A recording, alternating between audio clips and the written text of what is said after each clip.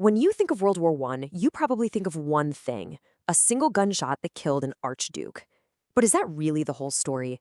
What if I told you that that assassination wasn't the cause, but just the final match thrown onto a giant pile of gasoline? Let's dig in and find out what was really going on. So, the story we all get told is that one man's death plunged the entire planet into war. But does that really make sense? Could one event all on its own truly trigger a global catastrophe? Well, the short answer is no way. Think of it this way. The assassination of Archduke Franz Ferdinand was absolutely the spark. It was the trigger, for sure. But Europe in 1914 was already a powder keg, just packed with decades of tension, rivalry, and ambition, and it was just waiting for any reason to explode. Okay, so first, let's take a closer look at that trigger. This is the moment the fuse was well and truly lit. Right, so here's what happened. On June 28, 1914, in Sarajevo, a Bosnian Serb nationalist named Gavrilo Princip assassinated the heir to the Austro-Hungarian throne, Archduke Franz Ferdinand. And this single act of political violence kicked off a diplomatic crisis that would just spiral completely out of control.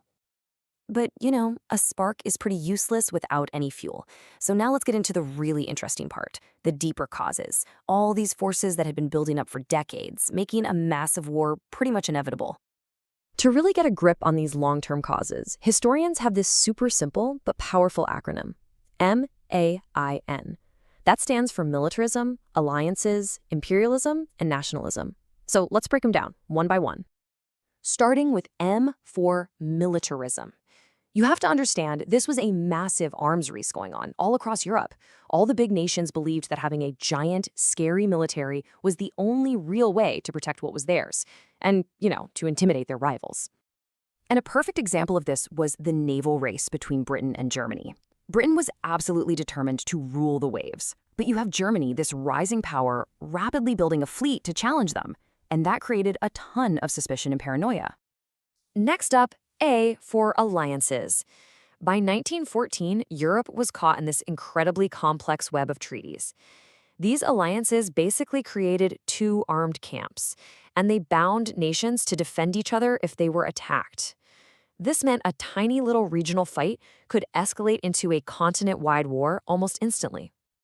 And here are those two rival teams. On one side, you had the Triple Entente. That's Britain, France, and Russia. And on the other, the Triple Alliance, made up of Germany, Austria-Hungary, and Italy. You can see how just one wrong move and this whole system could go off. The I stands for imperialism.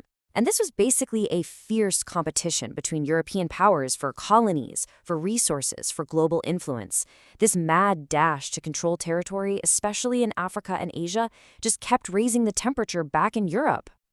And finally, N for nationalism. We're talking about an intense and often super aggressive pride in your own nation. It fueled desires for independence, but it also drove the major powers to want to expand their influence. And this was especially explosive in the Balkan region, the very place the war would eventually ignite. So we've got the spark and we have all this fuel. So how did one ignite the other? Well, it all went down in a single month of absolute diplomatic failure that we now call the July crisis. This timeline just shows a catastrophic chain reaction. After the assassination on June 28th, Austria-Hungary declares war on Serbia exactly 1 month later. And that's what triggered the alliance system. Russia moves to protect Serbia, which leads Germany to declare war on Russia, which then pulls France and Britain into the fight. The dominoes just fell with terrifying speed. This whole complex chain of events brings up a huge question that historians are still debating today. Who was actually to blame for all this? Was there a single villain in this story? Yeah, there's no easy answer here. Some historians, like Fritz Fischer, put a lot of the blame on Germany, arguing that its ambitions for world power were a really decisive cause.